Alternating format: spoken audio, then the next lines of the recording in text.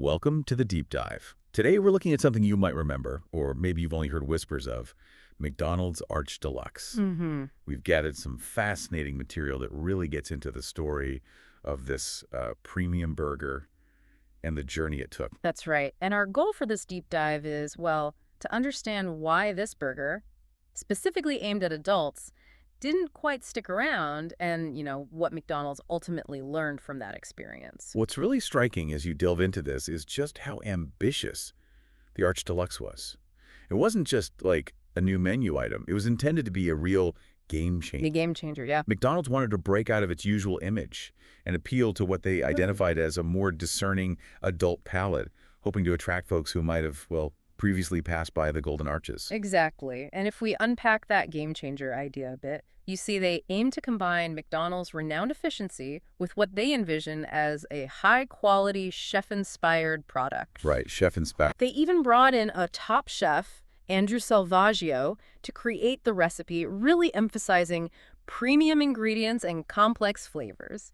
It sounds like they were making a serious play to elevate their offerings. And the underlying thinking, according to our sources, was that by tapping into this premium burger market, they could unlock a significant, well, a lucrative new revenue stream. Makes sense? It makes sense on paper, doesn't it? Broaden your appeal, capture a new segment of the market. It does, but as you know, the Arch Deluxe isn't exactly a McDonald's classic today, so what went wrong? Yeah, what happened? The information we have points to a fundamental tension between this new, more upscale vision and the established identity of McDonald's, particularly, in the minds of their existing customers. That's such a key point. McDonald's had built its success on simplicity and affordability. Their loyal customers had certain expectations, and the Arch Deluxe, with its premium aspirations, was quite a departure from that familiar territory. Definitely. And then there's the marketing. It was, by all accounts, one of the most expensive in McDonald's history. Wow. And its primary goal was to position the Arch Deluxe very clearly as an adult burger. What's fascinating here, thinking about how that adult message was conveyed, is that the advertisements actually featured children rejecting the burger. Yeah, rejecting it because of its sophisticated flavors. The message was clear. This isn't for kids. But that seems to have really backfired, big time. Absolutely. Our research indicates it ended up alienating families, which, when you consider it, is a massive part of McDonald's core customer base. Huge part. It also seems to have created confusion for consumers about what the McDonald's brand even stood for anymore. It's true. The marketing campaign seems to have struggled to communicate the value proposition beyond just being for adults. It didn't effectively highlight the quality of the ingredients or the flavor experience in a way that justified the higher price. People were left wondering, okay, it's for adults, but why should I pay more for this McDonald's burger? Exactly. And it's quite something to consider a USD 100 million investment in advertising. 100 million. That ultimately didn't really shift public perception. It seems the message just didn't resonate. Not with existing customers and not really with the adult audience they were trying so hard to attract either. And that disconnect really showed up in how customers reacted. Yeah. The feedback we have suggests it was lukewarm at best. Lukewarm, yeah. While some people might have appreciated the attempt, many felt it simply failed to deliver on its promises. We see a consistent pattern in the complaints. They tended to focus on two main areas: the high price point and what was perceived as an overly complex flavor profile. Right. For regular McDonald's customers, those distinct flavors like Dijon mustard and peppered bacon were just too different. Too different from the familiar simplicity they had come to expect. Yeah, it wasn't the comforting, predictable McDonald's experience. And on the other hand, the premium audience they were targeting, well, they just weren't convinced. They didn't necessarily see McDonald's as a credible source for a truly gourmet product, especially when you had emerging fast casual brands popping up, specifically catering to that desire. Good point. Yeah. So the pricing really became a significant barrier. The Arch Deluxe was one of the most expensive items on the menu, which naturally deterred those price-sensitive customers who make up a large part of McDonald's volume. Absolutely. And that flavor profile, as interesting as it might have sounded on paper with the Dijon and peppered bacon, was ultimately too polarizing for a mass-market product. It seems it actually narrowed the appeal instead of broadening it. Yeah, it limited things. What's really insightful here is that our sources highlight the significant disconnect between the product's positioning and consumer preferences. Yeah. It really points to a fundamental lack of alignment between McDonald's market research and its execution.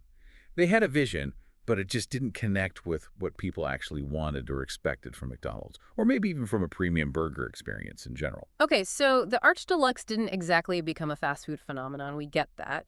But the material we've looked at makes it clear that this wasn't a complete failure. It sounds like it was a really valuable learning experience for McDonald's. Oh, absolutely. Yeah. Valuable, yeah. The failure of the Arch Deluxe seems to have significantly influenced their future approach to both how they develop new products and, importantly, how they market them. So what were the key takeaways for McDonald's then? Our sources emphasize the crucial importance of understanding the brand's core identity and customer expectations. It seems that trying to aggressively target a new audience while potentially sidelining their existing base, well, that led to the alienation we discussed, Right. and a diluted brand image in the eyes of consumers. That seems to be the central lesson, doesn't it?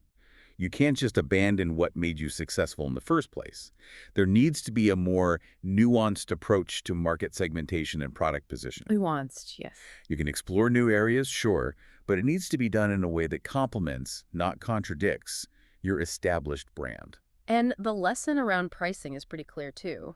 That premium price point absolutely needs to be supported by clearly communicating a unique value proposition. Yeah, you got to justify it. People need to understand exactly what they're paying extra for, and the Arch Deluxe marketing didn't quite deliver on that. Exactly. And the information we have also highlights the realization of the importance of iterative testing and consumer feedback much earlier in the product development process. Testing, yeah, testing is key. Getting input from potential customers before a massive launch could have potentially identified some of these fundamental misalignments. Yeah, makes total sense. So how did McDonald's respond and recover from this? Our sources describe a strategy of rebuilding its brand by returning to its roots. Back to basics. Exactly, really focusing on those core offerings that people know and love, like the Big Mac, Quarter Pounder, and Happy Meal. It makes sense, right? They doubled down on what they were known for and what their customers consistently enjoyed. They also recognized the increasing importance of convenience and affordability for consumers and expanded their value menu to meet that demand. And it wasn't just about sticking to the old favorites, though. The material points to successful subsequent innovations like the McChicken and McFlurry, which finally aligned with the brand. Right, they fit better. And had broad appeal to a wide range of customers. And we can't overlook the digital transformation they embraced. Things like mobile apps and loyalty programs. Those really enhanced customer engagement in a way that the Arch Deluxe, back in its time, simply couldn't. Yeah, different era. So it really appears that those lessons learned from the Arch Deluxe saga played a significant role in helping McDonald's regain its footing and reaffirm its position as a leader in the fast food industry. They got better at catering to customer needs and preferences. Precisely. It was a setback, sure, but ultimately a catalyst for some really important learning and strategic adjustments that, continue to shape their approach today.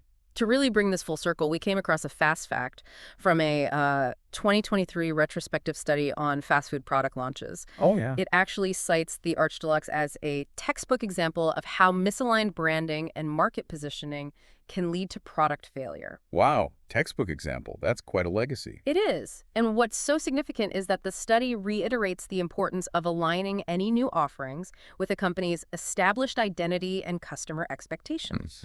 It's a principle that remains incredibly relevant in guiding innovation, not just in the fast food sector, but really across all industries trying to connect with consumers. It really prompts you to consider, doesn't it? Think about how many attempts at premium or adult versions of familiar products across different sectors have faced similar hurdles. Yeah, you see it all the time. Trying to balance that innovation with what core customers expect. What do you think are the key factors that allow some of those efforts to succeed, where others, like the Arch Deluxe, ultimately don't? It's definitely a fascinating question to keep in mind. It really is. Something to chew on. Thanks for exploring this deep dive with us today.